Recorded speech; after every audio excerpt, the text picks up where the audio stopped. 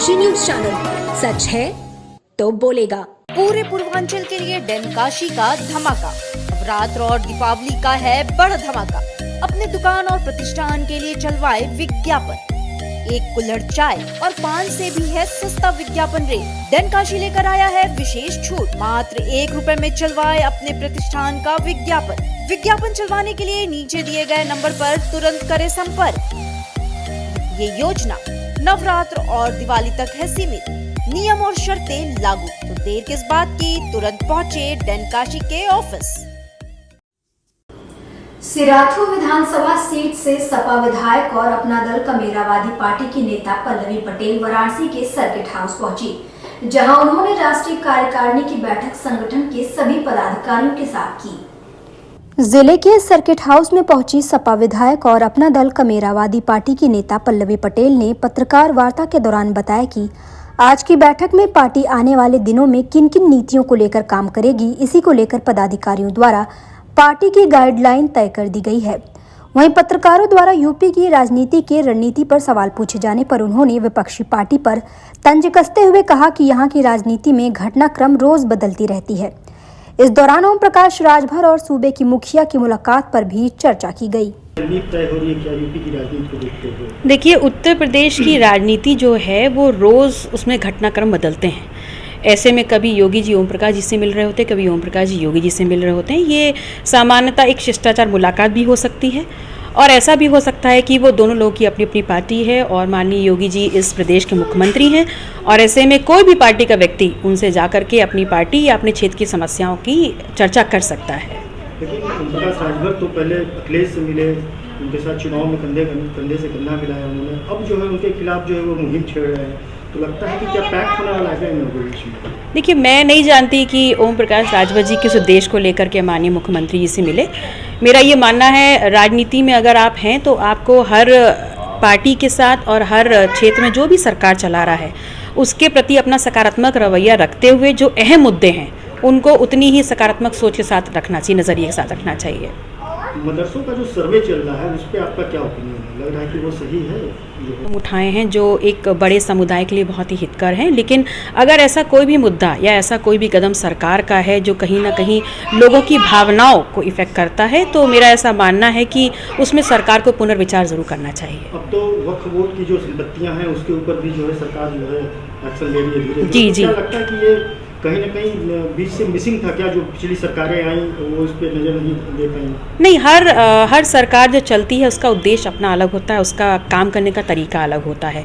बस मेरा उद्देश्य सिर्फ इतना है और मैं अपनी सरकार को ये कहना चाहूँगी कि अगर आप काम कर रहे हैं और कहीं पर भी किसी भी क्षेत्र में जनमानस की जो भावनाएं हैं उनको अगर ठेस पहुँच रही है तो आप अपने हर उस एक्शन और हर उस निर्णय का एक पुनर्विचार जरूर करें। उनका कहना है कि 1989 के बाद जो भी जमीनें जो है उस वोट के उसमें जो गई है वो कहीं ना कहीं जो है वो ठीक नहीं रहा है।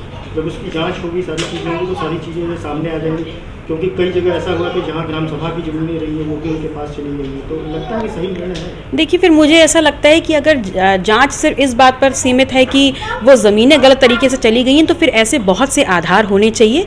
ऐसे बहुत से स्कूल और कॉलेजेस भी हैं जिन्होंने ग्राम सभा की ज़मीन अपनी चौहद्दी में ले रखी है। ऐसा ही एक नामी ग्रामी स्कूल जो है कौशाम्बी जनपद में भी है, फिर उसकी भी तफ्तीश होनी चाहिए और उसके बारे में भी पूर्णतया जानकारी हासिल करनी चाहिए।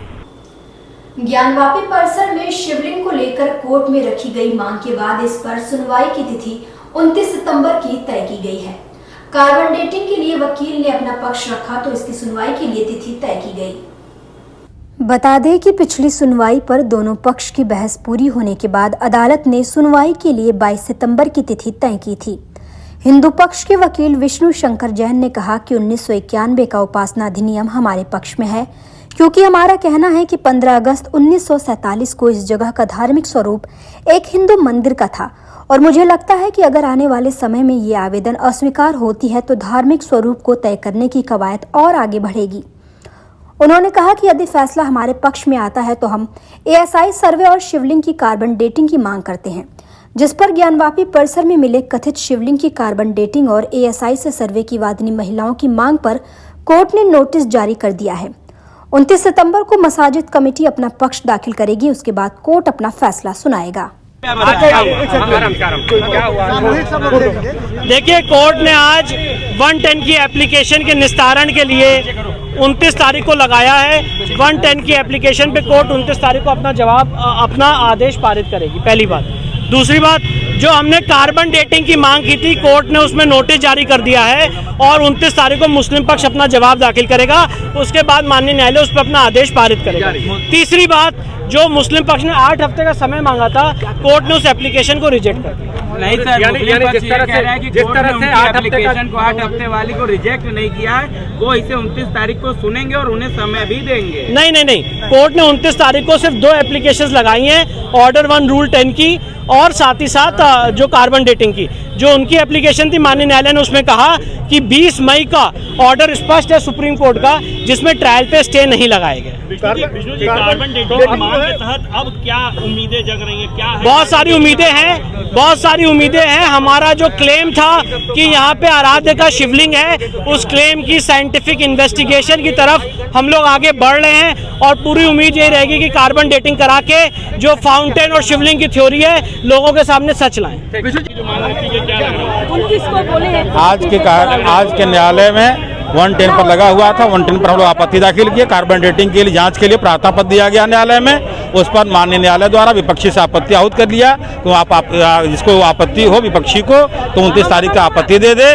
और 110 के प्रार्थना पत्र जो वादी बनने के लिए दिया गया था, 16 लोग प्रार्थना पत्र दिए थे, जिसमें 9 लोग ही न्यायालय में उपस्थित थे, बाकी लोग अनुपस्थित थे। उस पर हमारी 16 पर आपत्ति थी, सबको खारिज किया जाए। और सुप्रीम कोर्ट का भी रूलिंग दिया गया कि बिना वादी के सहमति के कोई वादी नहीं बन सकता है।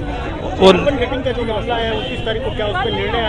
निर्णय नहीं आएगा 29 तारीख को। अगर विपक्षी का कोई आपत्ति, तो आपत्ति विपक्षी उस मुद्दे पर दे, उस पर समय रखा गया है।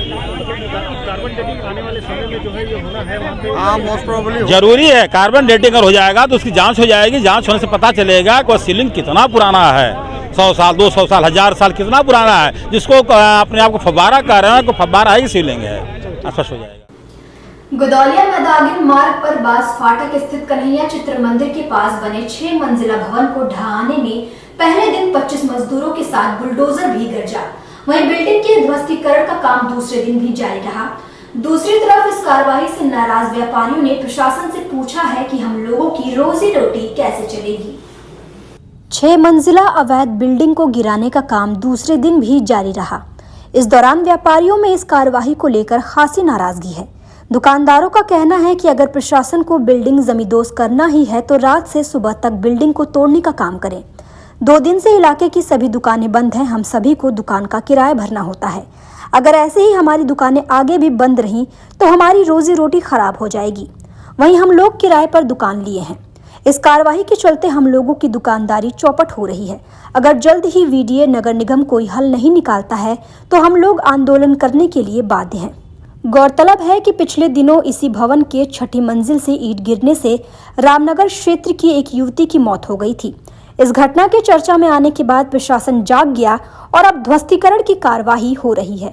मेरा ये बगल में दुकान है जिसका किराया मुझे 25,000 रुपया देना है। 800 रुपया पर डे मुझे देना है। यहाँ अधिकारीगण बैठे, वो 800 रुपया मुझे ला के देंगे? नहीं देंगे। मैं कैसे अपना दाल रोटी चलाऊंगा? कल पूरा दिन दुकान बंद, आज भी दुकान बंद, और अभी ये लोग बोल रहे हैं कि अभी 2-4 दिन लगेगा। ऐसे नहीं होगा। आपको तोड़ना है बिल्डिंग, रात में तोड़िए, जिससे किसी को बात परेशानी ना हो। हर आदमी अपना काम करे। आप रात को 10 बजे से भोर में तक काम करिए, लेकिन वो इन लोग को नहीं दिखाई दे रहा है। इन लोग को दिखाई दे रहा है बिल्डिंग गिराना है और जनता, दूसरा जनता परेशान हो। इनको ये समझ में आ रहा है, लेकिन जो अंदर की परेशानी इनको नहीं समझ में आ रही है। हम कैसे अपना दाल रोटी चलाएंगे? हमको पर डे 800 रुपया किराया निकालना है, कहाँ से देंगे हम? ये चीज़ का इनको जानकारी होते हुए भी ये लोग आंख बंद करके बैठे हुए हैं। तो आप क्या चाहते हैं? हम चाहते हैं कि इसको जो है दिन में काम बंद किया जाए। इसको तोड़ना है, आप रात को तोड़िए। आप रात को तोड़िए, आप रात को 10 बजे लगाइए, 8 बजे लगाइए। स्वेच्छा से हम लोग सारे लोग तैयार हैं आपके साथ। रात भर आप काम कराइए, सुबह फिर से आवागमन शुरू हो जाए, आदमी का अपना कारोबार चले। अब कल पूरा दिन दुकान बंद, आज बंद, आदमी वैसे ही मंदी से परेशान है। उसके बाद 800 रुपया हम अपने घर से निकाल के दें? कहाँ से निकाल के देंगे? इस चीज़ को इनको सोचना चाहिए। कल भी पूरा दिन बंद करके काम चालू करके इन लोगों को कोई फर्क नहीं पड़ेगा। फर्क हम लोग को पड़ रहा है, इनको कोई फर्क नहीं पड़ेगा। इनको तो ऊपर से सैलरी आ रही है, फर्क हमको पड़ रहा है। हमको कमा के गड्ढा खोद के रोज निकालना है। क्या है मामला? क्यों मामला क्या है, कैसे है, वो तो सबके सामने ही है, लेकिन इस तरीके के कार्य को समाज में मैं इस तरह के कार्य जो हो रहे हैं उसकी निंदा करता हूँ। आज एक व्यापारी के साथ जिस तरीके से व्यवहार हो रहा है यह बहुत ही गलत व्यवहार हो रहा है। आज इससे समाज में भय का माहौल होता है। एक व्यापारी जो होता है टैक्स देता है और व्यापारी जो होता है कई लोगों को व्यापार देता है, रोज़गार देता है।